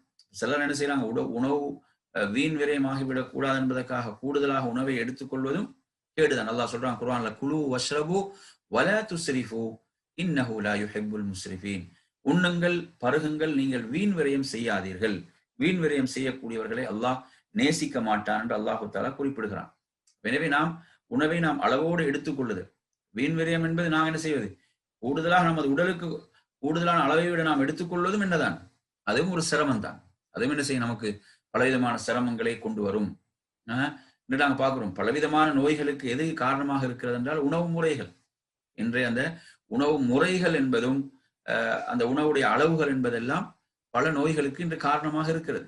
மார்க்கம் என்ன செய்கிறது, நமக்கு அழகான வழிகாட்டல், ஒருவருடைய உடலுடைய தேவைக்கு ஏற்ப உணவை உட்கொள்ளுமாறு மார்க்கம் நமக்கு சொல்லித் தருவதை பார்க்கிறோம். நாங்கள் நபித்தோழர்களுடைய வாழ்க்கையை நீங்க எடுத்து பார்த்தீங்கன்னா, சுப்ஹானல்லாஹ், அவங்களுடைய அற்புதமான உணவுடைய முறை மிக எளிமையாக இருந்தது. அதே போன்று அல்லாஹ்வுடைய வழியில் ஜிஹாத் செய்யக்கூடிய பெரும் வீரர்களாக அவர்கள் திகழ்ந்தார்கள் என்பதையும் நாம் என்ன செய்கிறோம், நாம் பார்க்கிறோம். ரசூலுல்லாஹ் என்ன செய்யறாங்க, நோன்பு திறந்தவுடன் பேரித்த பழத்தை தான் சாப்பிடுவாங்க. அப்ப அது என்னது, பேரித்த பழத்தை நாங்கள் சாப்பிடுவோம், அது ஒரு ஆரோக்கியம். இப்ப நோன்பு திறந்தவுடன் தண்ணீரை அருந்துவது, அது என்ன செய்கிறது, அது ஆரோக்கியமாக இருக்கிறது. இப்படியாக சுப்ஹானல்லாஹ், நோன்பு நோட்பதற்கு முன்னால் சஹருடைய நேரத்தில் நீங்கள் உணவை எடுத்துக் கொள்ளுங்கள், சஹரை நீங்க பிற்படுத்துங்க, சஹரில் பரக்கத்து இருக்கிறது என்று சொல்றாங்க. ஆன்மீக ரீதியான வழிகாட்டல் அங்க சொல்றாங்க. அதே போன்று அது என்ன செய்யும், அந்த அவ்வளோ பல மணி நேரங்கள் ஒருவர் பசியோடும் தாகத்தோடும் இருப்பதற்கு, அவர் உடலுடைய ஆரோக்கியத்துக்கு அது துணை புரியக்கூடியதாக இருக்கிறது. அந்த நேரத்தில் அவர் அந்த உணவை சரியாக அந்த நேரத்தில் எடுப்பது என்பதை நாங்க பார்க்கிறோம். அப்ப அந்த உணவுக்கும் ஃபஜ்ருடைய தொழுகைக்கும் இடைப்பட்ட நேரம் கூட சஹாபாக்கள் சொல்றாங்க, ஒரு 50 குர்ஆனுடைய வசனங்கள் ஓதுவதற்குரிய ஒரு இடைப்பட்ட நேரம் இருக்கிறது. அப்ப அந்த உரிய நேரத்தில் அந்த உணவை எடுக்கிறது, அந்த உரிய நேரத்தில் உணவை எடுத்துக்கொள்ளுதல் என்ற அந்த வழிகாட்டல் அங்கு இருப்பதை பார்க்கிறோம். இப்படியாக அருமை சகோதரர்களே, நமக்கு இஸ்லாமிய மார்க்கம் அற்புதமான வழிகாட்டலை நமக்கு என்ன செய்திருக்கிறது, வழங்கி இருக்கிறது. அப்ப எனவே இவ்வாறு நாங்க பார்க்கிறோம். என்ற ஆச்சரியம் என்னவென்றால், அதாவது யாரோ சொல்லிவிட்டார்கள் என்பதற்காக அந்த வழிகாட்டல்களை உறுதியாக தொடர்ச்சியாக பின்பற்றுகிறார்கள். மார்க்கத்துடைய வழிகாட்டல்களை எந்த அளவு அதை ஆர்வத்தோடு ஆசையோடு பின்பற்றுகிறார்கள் என்பது ஒரு பெரும் கேள்விக்குறியாக இருக்கிறது. எனவே இப்படிதான் மார்க்கத்துடைய அடிப்படை என்னன்னா, ததாவோ, நீங்க சிகிச்சை செய்யுங்கள். சொல்றாங்க, என்ன சொல்றாங்க, ததாவோ, நீங்க சிகிச்சை செய்யுங்கள், இந்த சிகிச்சை முறையைத்தான் நீங்க செய்யணும் அப்படின்னு சொல்றாங்க. நீங்க சிகிச்சை செய்யுங்க. ஆனா என்ன அடிப்படை, மார்க்கம் தடுத்தவைகள்ல இருக்கக்கூடாது. வலா ததாவோ பில் ஹராம், ஹராமான முறையில் அந்த சிகிச்சை முறைகள் என்பது என்ன செய்யக்கூடாது, அமைந்து விடக்கூடாது. அப்ப எனவே சிகிச்சை செய்வதற்கு நமக்கு மார்க்கம் அனுமதித்து விட்டது. அல்லாஹ்வுடைய தூதர் அதற்குரிய அனுமதியை வழங்கிவிட்டார்கள். அல்லாஹ் அதற்குரிய அனுமதியை வழங்கிவிட்டான். எனவே நாம் மார்க்கம் தடுக்காத முறைகளை நாங்கள் சிகிச்சை என்ன செய்யலாம், தாராளமாக நாம் செய்து கொள்ளலாம். அதே நேரத்துல அந்த சிகிச்சை முறைகள் என்பது என்ன செஞ்சிடக்கூடாது, மார்க்கம் தடுத்த முறைகள்ல ஒருவருடைய மறுமை வாழ்க்கையை கேள்விக்குறியாக்கக்கூடிய விதத்தில் அவைகள் ஹராமாக்கப்பட்ட முறையில் அமைந்து விடக்கூடாது. நாங்க பார்க்கிறோம், அல்லாஹ்வுடைய தூதர் ஸல்லல்லாஹு அலைஹி வஸல்லம் ஒரு பெண்மணி வருகிறார்கள். அந்த பெண்மணி அந்த வரலாறு நீங்க எடுத்தீங்கன்னா, அப்துல்லாஹ் இப்னு அப்பாஸ் ரலியல்லாஹு அன்ஹுமா சொல்கிறார்கள், எனது ஒரு மாணவர் அத்தா அல்லது கதாதான் நினைக்கிறேன், சொல்கிறார்கள், உங்களுக்கு சொர்க்கத்துக்குரிய ஒரு பெண்ணை நான் உங்களுக்கு காட்டட்டுமா, சொர்க்கத்துக்குரிய ஒரு பெண்ணை நான் உங்களுக்கு காட்டட்டுமா என்று கேட்கிறான். அப்போது சொல்றாங்க, காட்டுங்கன்னு சொல்லும் போது, இதோ இந்த பெண் தான் என்று சொல்லிவிட்டு அவங்க அந்த வரலாற்றை சொல்கிறார்கள். அந்த செய்தியை சொல்றாங்க. என்ன செய்தி, ஒரு நாள் இந்த பெண்மணி அல்லாஹ்வுடைய தூதரின் சபைக்கு இந்த பெண்மணி வருகிறார். இந்த பெண்மணி அல்லாஹ்வுடைய தூதரிடம், யா ரசூலல்லாஹ், அல்லாஹ்வுடைய தூதரிடம் என்ன சொல்றாங்க, யா ரசூலல்லாஹ், அதாவது எனக்கு ஏற்பட்டிருக்கக்கூடிய நோய், ஒரு வலிப்பு போன்ற ஒரு நோய் எனக்கு ஏற்பட்டிருக்கிறது. அந்த நோய் குணமடைவதற்காக நீங்க அல்லாஹ்விடத்தில் எனக்கு துஆ செய்யுங்கள், பிரார்த்தியுங்கள் என்று சொல்லி அந்த பெண்மணி அல்லாஹ்வுடைய தூதர்கிட்ட கேட்கிறான். அப்போது அல்லாஹ்வுடைய தூதர் ஸல்லல்லாஹு அலைஹி வஸல்லம் அவர்கள் அந்த பெண்மணிக்கு என்ன சொல்றாங்க, உங்களுக்கு 2 தேர்வுகள் இப்ப உங்களுக்கு முன்னால் இருக்கிறது. நீங்க விரும்பினால் இந்த நோய் குணமடைவதற்காக நான் அல்லாஹ்விடம் துஆ செய்வேன், அல்லாஹ்விடம் பிரார்த்திப்பேன். அல்லாஹ் உங்களுக்கு என்ன செய்வான்? குணமளிப்பான். அல்லது இந்த நோயில நீங்க பொறுமையாக இருப்பீர்கள் என்றால் உங்களுக்கு சுவர்க்கம் உண்டு, உங்களுக்கு சுவர்க்கம் உண்டு என்று சொல்லி அல்லாஹ்வுடைய தூதர் ஸல்லல்லாஹு அலைஹி வஸல்லம் சொல்கிறார்கள். அந்த நேரத்தில் அந்த பெண்மணி சுப்ஹானல்லாஹ் அவ்வளவு நோயில கஷ்டப்படுறாங்க. அந்த கஷ்டத்தின் அந்த சூழலிலும் அவர்கள் அதாவது சொர்க்கம் எனக்கு கிடைக்கிறது என்று சொன்னால் அல்லாஹ்வுடைய தூதர் சொல்றாங்க, சொர்க்கம் உங்களுக்கு கிடைக்கும் என்று சொல்றாங்களே. எனவே அவர்கள் சொல்கிறார்கள், நான் அந்த நோயுடைய வேதனையை நான் தாங்கிக் கொள்கிறேன், இந்த நோயினால் ஏற்படக்கூடிய வேதனையை நான் தாங்கிக் கொள்கிறேன், எனக்கு சொர்க்கம் தான் வேண்டும் யா ரசூலல்லாஹ் என்று அந்த பெண்மணி சொல்கிறார்கள். சுப்ஹானல்லாஹ். எனவே நறுமை சகோதரர்களே, கொஞ்சம் எண்ணி பாருங்கள். அதாவது இன்று நாங்க பார்க்கிறோம், சிலர்கள் நோய் வந்தவுடன் அவங்களோட மர்ம வாழ்க்கை கேடு கெட்டு போனாலும் பரவாயில்லை, மறுமை வாழ்க்கை அழிந்து போனாலும் பரவாயில்லை என்று சொல்லி என்ன செய்யறாங்க? தடுத்த முறைகள் எல்லாம் போய் சிகிச்சை செய்கிறார்கள். ஷிர்கான முறைகள் எல்லாம், ஷிர்கை எல்லாம் தெரிவு செய்கிறார்கள். ஷிர்கான முறைகள் எல்லாம் என்ன செய்யறாங்க? சர்வசாதாரணமாக நாங்க பார்க்கிறோம். அதாவது அதிகமான முஸ்லிம்கள் இதில் வீழ்ந்துதான் இருக்கிறாங்க. அவங்க உரிய முறையில அதற்குரிய சிகிச்சை செய்து பார்ப்பார்கள். சிகிச்சை கிடைக்கலையா அடுத்த முறை அதுதான். அடுத்து என்ன முறை? இந்த ஷிர்கான முறைக்கு சென்று விடுவார்கள், ஷிர்கான வழிக்கு சென்று விடுவார்கள். அவர் சூனியம் வைத்திருக்கிறார், இவர் சூனியம் வைத்திருக்கிறார் என்றெல்லாம் சொல்லி அதுல போய் என்ன செய்யறார்? ஈமான பறி கொடுத்து விடுகிறார்கள். அல்லாஹ் பாதுகாக்க வேண்டும். இந்த பெண்ணுடைய இந்த தியாக பெண்ணுடைய வரலாற்றோடு ஒவ்வொருவரும் தனது நிலையை ஒப்பிட்டு பார்க்க வேண்டும், தனது நிலையை ஒப்பிட்டு பார்க்க வேண்டும். சுப்ஹானல்லாஹ். இந்த பெண்மணி என்ன செய்யறாங்க? அதாவது அந்த நோயுடைய வேதனை அவன் சொல்றான், நான் இதை தாங்கிக் கொள்கிறேன், எனக்கு சுவர்க்கம் தான் வேண்டும் யா ரசூலல்லாஹ், எனக்கு சுவர்க்கம் தான் வேண்டும் என்று சொல்றாங்க. இன்று நீங்க என்ன நிலை? இன்று சுவர்க்கம் நமக்கு எனக்கு கிடைக்கா, எக்கேடு கெட்டு போனாலும் பரவாயில்லை, எனக்கு மறுமை அழிந்து போனாலும் பரவாயில்லை, எனது நோய்க்கு குணம் கிடைக்கணும்னு சொல்லி தவறான வழிகள் எல்லாம் இன்று சிகிச்சை மார்க்கம் தடுத்த வழிகள் எல்லாம் போய் தேடக்கூடிய நிலைகளை பார்க்கிறோம். சர்வசாதாரணமாக அதை பற்றி எந்த ஒரு குற்ற உணர்வே இல்லாமல் சர்வசாதாரணமாக இப்படியான வழிகள் நிறைய பேர் என்ன செய்யறாங்க? யாரோ ஒருத்தர் வந்து சொன்னார்ன்றதுக்காக. சில பாத்தீங்கன்னா ஒருத்தர் சொல்லுவார், அந்த ஊர்ல அப்படி ஒருத்தர் இருக்கிறாரு அப்படி என்று சொல்லி சொன்னவுடன் எந்த ஒரு தேடுதல் எதுவும் மார்க்கத்தில் இது அனுமதிக்கப்பட்டதா, தடுக்கப்பட்டதா, அதை பற்றி எந்த தேடலும் கிடையாது. அதுல போய் என்ன செய்யறாங்க? சிலவங்க அந்த ஷிர்கான வழிகளில் போய் வீழ்ந்து விடுகிறார்கள். அல்லாஹ் இந்த நிலையில் நம்மை பாதுகாக்க வேண்டும். ஷிர்க் என்பது நமது நன்மைகளை எல்லாம் அழித்து விடக்கூடிய ஒரு பாவம். இப்ப ஷைத்தான் இந்த ரூட்ல வருவான், பெரும்பாலும் ஷைத்தான் என்ன செய்வான்? இந்த ரூட்ல வருவான். அப்ப நோய்கள் ஏற்பட்டவுடன் நிறைய பேரை பார்க்கிறோம், குடும்பங்கள்ல பரிந்துரைப்பது என்ன செய்யலாம்? கொஞ்சம் சிகிச்சை கிடைக்கலையா, நோய் குணமடையவில்லையா, அவர்கள் பரிந்துரைப்பதெல்லாம் இந்த ஷிர்கான வழிகள். அங்க ஒருத்தர் இருக்கிறார், இங்க ஒருத்தர் இருக்கிறார், அவர்கிட்ட போங்க, இவர்கிட்ட போங்க என்று சொல்லி இப்படி வந்து என்ன செய்யறாங்க? தவறான வழியைத்தான் காட்டுகிறார்கள். அந்த சரியான மார்க்க வழியை காட்டாம இதுல பலரும் வீழ்ந்து விடுகிறார்கள். சில நேரங்கள் அந்த குடும்பத்துல கொஞ்சம் கொள்கையில உறுதியான ஒருத்தர் இருப்பார், கொள்கையில கொஞ்சம் மார்க்க தெளிவுள்ள ஒருத்தர் இருந்து அவர் முயற்சி செய்தாலும் என்ன சொல்லுவாங்க? இவருக்கு ஏதாவது நடந்து விட்டால் நீங்க தான் பொறுப்பென்றுவார்கள். இவருக்கு ஏதாவது நடந்து விட்டால் நீங்கள் தான் பொறுப்புன்னு அவர் பயந்துடுவார். அவருடைய கொள்கையுடைய அளவு அவ்வளவுதான், அவருடைய ஈமானுடைய நிலை அவ்வளவுதான். அப்ப ஏன் இப்படியான நிலைகளை பார்க்கிறோம்? அங்க உறுதியாக இருக்கணும். இல்லை, இது இந்த நிலை ஒருவனுக்கு மௌத்தே வரட்டுமே, அவனுக்கு மௌத்தே வரட்டும், அவன் ஷிர்க்ல மரணிக்க கூட, அவன் ஷிர்க்ல விழுவதா? ரசூலுல்லாஹ் சொல்கிறார்கள், முஆத் இப்னு ஜபல் ரலியல்லாஹு அன்ஹு சொல்றாங்க, யா முஆத் லா துஷ்ரிக் பில்லாஹி ஷைஅன் இன் குத்தில்த அவ் ஹுர்ரிக். முஆதே, நீங்கள் கொல்லப்படலாம், நீங்கள் நெருப்பிலிட்டு எரிக்கப்படலாம், நீங்க அல்லாஹ்வுக்கு ஷிர்க் செய்யக்கூடாது. நீங்க கொல்லப்பட்டாலும் நெருப்பிலிட்டு எரிக்கப்பட்டாலும் நீங்கள் அல்லாஹ்வுக்கு ஷிர்க் செய்யாதீர்கள் என்று சொல்றாங்க. பாருங்க எவ்வளவு அற்புதமான ஒரு உபதேசம் இது. இன்றைக்கு தலைவலிக்கு ஈமான் தாங்குதில்லை. இன்னைக்கு ஒருத்தர் ஈமான் என்ன, தலைவலிக்கு ஈமான் நிக்குதில்லை. அவருடைய ஈமான் தலைவலிக்கு என்ன செஞ்சிடறான்? அவன் ஷிர்க்குக்கு போயிடுறான். இப்படி அற்பமான நிலைகளை பார்க்கிறோம். அல்லாஹ் இந்த நிலைகள் நம்மை பாதுகாக்க வேண்டும். அன்பிற்குரிய சகோதரர்களே, ஏன்னா நோய்க்கு பலர் மிக பெரும் பல லட்சங்களை செலவழிக்க தயாராகிறார்கள். நோய்க்காக, நோயுடைய சிகிச்சைக்காக பல லட்சங்கள், பல கோடிகள், பல அர்ப்பணிப்புகளை செய்யறதுக்கு தயாராகிறாங்க. அப்படித்தானே நான் பார்க்கிறேன். நோய்க்காக அவ்வளவு சிலர் என்ன செய்யறாங்க? தன்னோட சொத்துக்களே அதுக்காக விற்று விடுகிறார்கள். அப்படியெல்லாம் இருக்கிறது. ஆனா என்ன, மார்க்கம் சொன்ன வழிமுறையில், அதனாலதான் ரசூலுல்லாஹ் சிஹத் ஆரோக்கியத்தை அவ்வளவு பெரும் ஒரு அருளாக சொன்னார்கள். 2 அருள்கள் மனிதர்களால் ஒரு ஒரு பெருமதியாக கணிக்கப்பட ஒரு பெருமதி கொடுக்கப்படாத அருள்கள் 2. அதுல ஒன்றுதான் அஸ்ஸிஹா ஆரோக்கியம் என்பது. அடுத்து என்ன? ஓய்வு நேரங்கள். இந்த ஹதீஸ்ல பாருங்க, அப்ப இந்த இந்த பெண்மணி அல்லாஹ்வுடைய தூதர் ஸல்லல்லாஹு அலைஹி வஸல்லம் அவர்களிடம் இப்படி கேட்டுக்க போது அல்லாஹ்வுடைய தூதர் சொல்றாங்க, நீங்க இதில் பொறுமையோடு இருந்தால் நீங்க உங்களுக்கு சொர்க்கம் உண்டு. அவங்க என்ன செஞ்சாங்க? இந்த உலகத்தில் நான் அந்த வேதனையை நான் தாங்கிக் கொள்கிறேன், இந்த வேதனை நான் தாங்கிக் கொள்கிறேன், எனக்கு சொர்க்கம் தான் வேண்டும் யா ரசூலல்லாஹ் என்று சொல்லிவிட்டு அந்த பெண்மணி மறுபடியும் என்ன சொல்றாங்க? அந்த வலிப்பு போன்ற அந்த நோய் எனக்கு ஏற்பட்டு விட்டால் என்னை அறியாமல் எனது எனது ஆடைகள் என்னை விட்டு அகன்று விடுகின்றன, விலகி விடுகின்றன. அவ்வாறு ஏற்படாது இருக்க யார் சொல்ல எனக்கு துவா செய்யுங்கன்னு சொல்றாங்க.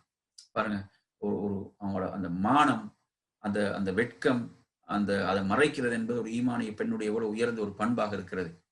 அறியாத நிலையில் கூட அதை என்னை விட்டு விலகிவிடக் கூடாது என்பதில் எவ்வளவு கவனமாக அவங்க இருந்திருக்கிறாங்க. இன்னைக்கு நாங்கள் பார்க்கிறோம், இதை பெருமையாக கருதுகிறார்கள்.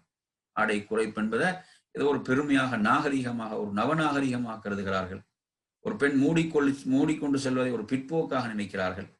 அப்படியே சிந்தனைகள் மாற்றப்பட்டிருக்கூடிய ஒரு உலகத்தில் வாழ்ந்து கொண்டிருக்கிறோம். ஒரு ஜாகிலிய சிந்தனைகள் இவ்வாறு மேலோங்கி இருக்கக்கூடிய, ஆக்கிரமித்திருக்கக்கூடிய ஒரு நிலையில் வாழ்ந்து கொண்டிருக்கிறோம்.